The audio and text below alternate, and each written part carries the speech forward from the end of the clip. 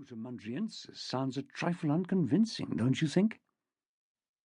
She folded the bishop's cheque with a caressing gesture. "This ought to be a good cheque, for a change," she said with an air of relief. "We should christen it with a quick drink, really, shouldn't we? Oh, of course, I was forgetting. You probably don't drink. You know, it'll take a bit of getting used to, your bishop line," she went on confidentially, "but it will be first-rate publicity when you take your ticket. Exchanger's mitre for flying helmet, you know?" The bishop shuddered perceptibly at this remark. The girl handed him a booklet and some leaflets and made a shooing gesture. "Pop out on the tarmac, there's a dear, and have a squint at the flying. I'll join you in a jiffy and introduce you to your instructor and so forth."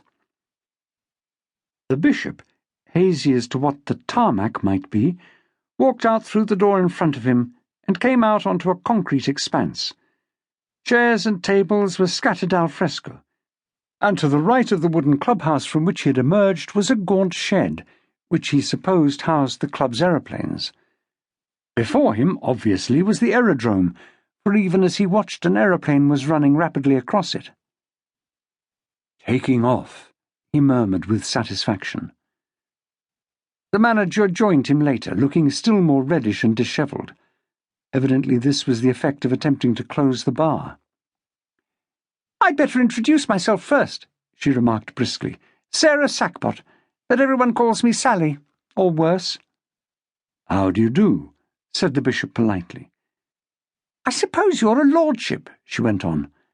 "I'm a little vague about the Australian church." "I'd rather not. Few of my flock in Australia do so, and when I hear it over here it always makes me feel not quite real. I prefer Dr. Marriott, or as a fellow club member, call me Bishop.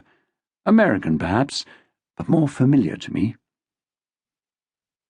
The bishop's gaze wandered to a slim figure in white overalls and flying helmet which was standing near them. The portion of face which the bishop could see was very attractive, and it was also faintly familiar, but he could not see enough to put a name to it. A word from Sally made the girl turn. "This," Sally told her, "is our new member, the Bishop of Cootamundra. No nonsense about him. Hail fellow well met. The world's bishop." Sally smiled at Dr. Marriott. "I suppose you recognise her? Face creams, you know. Lady Laura Vanguard, society's leading beauty, uses blank skin food exclusively and so forth. She's worth pounds to us in publicity, aren't you, Laura?" "Well, why are you always worrying about my silly account?" asked Lady Laura plaintively. "Hard cash is more than coronets," answered Miss Sackbut grimly. "How too right." Lady Laura flashed a smile at the bishop. "Appallingly pleased to meet you.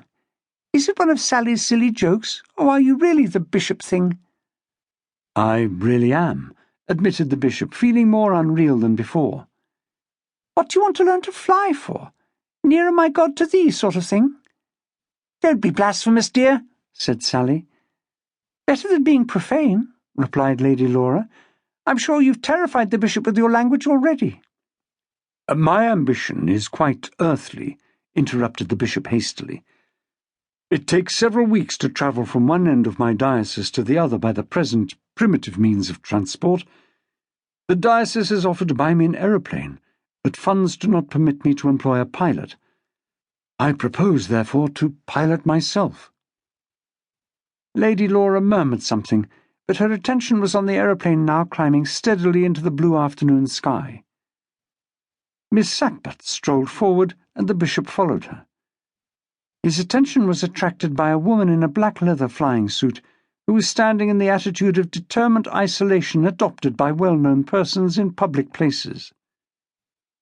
The features, pretty at a distance, but on closer inspection somewhat aged and battered, were still more familiar to the bishop than Lady Laura's classic profile. "Bless my soul!" he exclaimed. "Isn't that— Yes, surely it's Mrs. Angevin, the transatlantic flyer. Dear me, quite an honour for the club." Miss Sackbut laughed sardonically, and the bishop wondered whether his remark was inappropriate. "Transatlantic flyers!" the girl snorted contemptuously. "The place is lousy with them. The tall fellow over there talking to our ground engineer is Captain Randall."